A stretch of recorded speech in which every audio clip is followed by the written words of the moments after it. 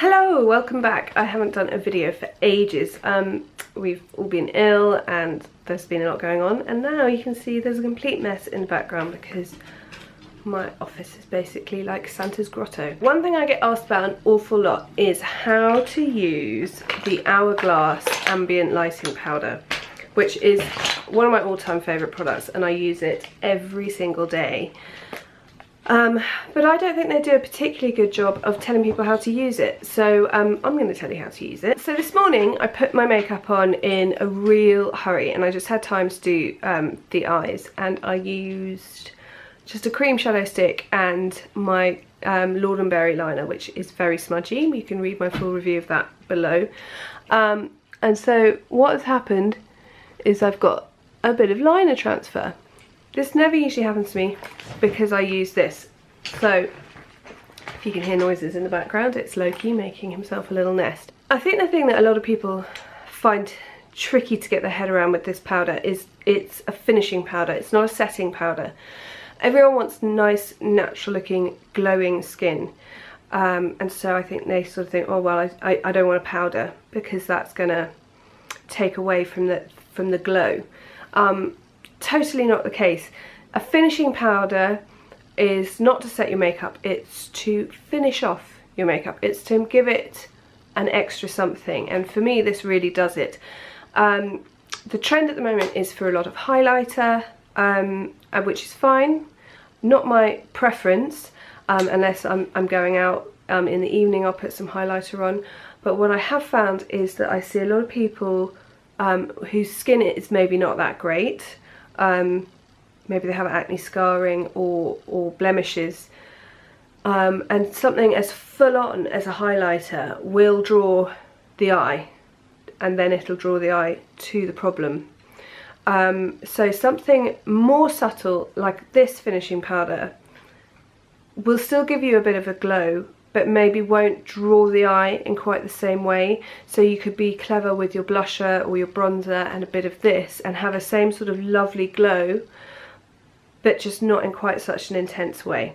One of the first ways that I use this is to stop liner transfer. I have just a bit of cream shadow on my lids. The way that I would normally stop liner transfer, I've got my shadow brush, which I'm just going to blend the edge out to get rid of any smudginess. The way that I would normally stop the liner transfer is to get this, and I use it's Diffused Light, because I have a bit of redness to my skin and I'm very pale, so this is one for me. But they've got a whole range of colours to suit different skin types or a different look that you're going to, and they do palettes which, if you are more into highlighting and things, you can use to create a more highlighty look. So what I do is I use this on my brush, and you'll see this if you watch my other videos, and I just run it above where my shadow's blended out to and up. And the reason I like to use this is because it's got the ambient lighting effect, which means I'm not going from having a slightly sheeny eyelid to flat. I don't want to put highlighter up there. I'm not 12, but I do want everything to look kind of natural and dewy and pretty, and I find that this works really well for that. So that's my first way that I use it. Now, some people have great skin. Most of us, if you are wearing enough makeup to be watching this video and to have this product, will wear something on your skin. Whether you wear foundation, tinted moisturiser, or just moisturise and use concealer where you need it, you will be putting different textures onto your skin. So, as I was saying earlier, I've got a tinted moisturiser on, I've got concealer under my eyes, and you'll know if you watched my videos from when I was pregnant, I had terrible breakouts here, which I just get when I'm pregnant, which I don't have at the moment, but this specifically was when I really needed this powder. Something I do have is a thread vein here, which I do like to cover up. And I've put some concealer around my nose, where we all get a bit of redness or discoloration. And I mean, this time of year is the worst for it. So I'm just blending that in. So what happens when you put concealer on, especially if you've got breakouts, is you want to set it. That is something you don't want to move. You don't want your dark circles to pop out halfway through the day. So what I'm going to do is I'm going to set what I would set my blemishes with. So I'd set my blemishes, I'm going to set my thread vein and round my nose with this, which is a loose powder. And it's a matte loose powder. I don't want to draw attention to what I'm covering by illuminating it. I want it to stay matte. Then I'm going to use the Laura Mercier Secret Brightening Powder under my eyes, because this is slightly brightening, so you wouldn't want to use it on spots and things, because again you draw attention to it, but it's very nice if you've got dark circles because it adds an extra bit of lift. So I'm going to do a cutaway, hopefully. I'm going to see if you can see in the light. The light in London isn't very good at the moment. But what you would see, so the trick of YouTube and videos is, yeah, great, my skin looks great, fab.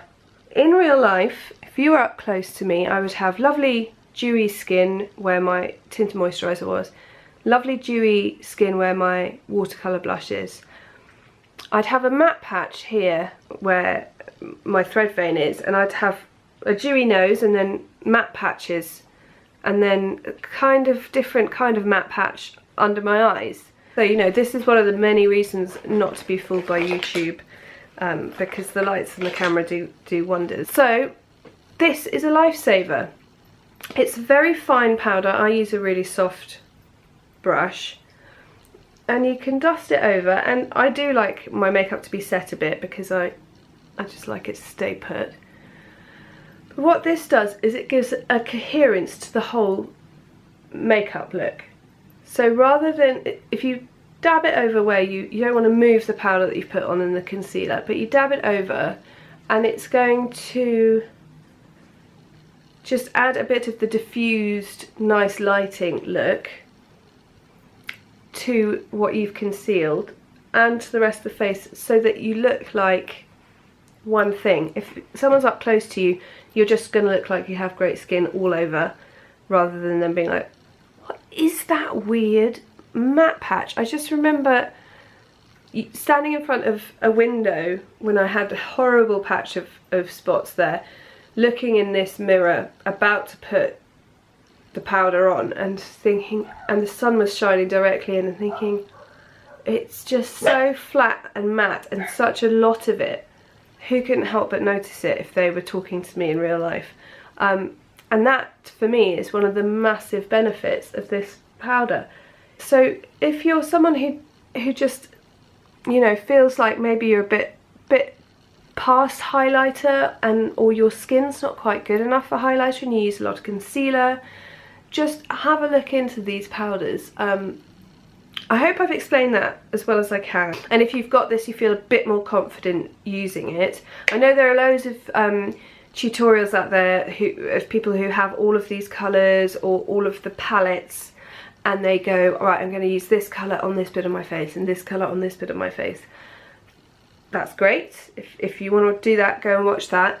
But this is for people who have bought this because people like me have recommended it, but just aren't quite confident on how to use it. You can see my skin still looks nice and dewy, but hopefully I'll do another cutaway and you'll see that now it just all looks kind of the same finish. So I love it. Let me know in the comments what you think of this powder if you use it. If there's anything that you're still not sure on, ask me in the comments below.